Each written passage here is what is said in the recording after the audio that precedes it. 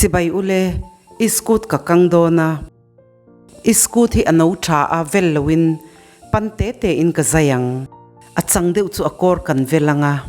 Anaw hi mang thei mila amin mamay baka atoy dubi ka. Fish sauce, oyster sauce, soy sauce tlem kan du takdana zirin kan telang. Tuy kaleya kan tsopolanga kan da siyang nakinatel tur. Tel kan tur milin kan tel don niya. Tel po asaveto may hi asang bera ka daa. Purun senle purun var ka tela. Katswang mindeu potang.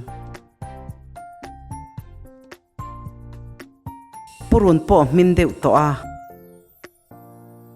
Martsapuy tay ka tela. At ngay na lauta na tel law tay tawa. Arim hiti tuy Chataga ka tsopol nuwa.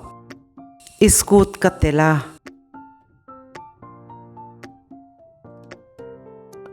Tsikem ka tela sosvel ka aala. Tsihi ka tel tamlawa. Sosvel kan tel main kan tswang mindeu potanga.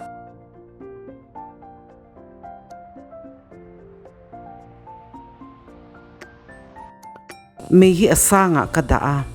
May sadewa kan tsu arimatuy bika. Vil uluk ero angay. Amin vedeu to Mizo ang kan ka tswang lawa. Min vak lawin atuy duzo ka. Hei zu kan dudan ni se.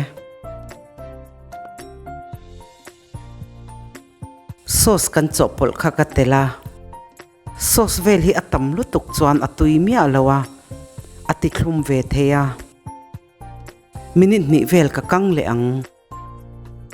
Adutan ajino ateltei.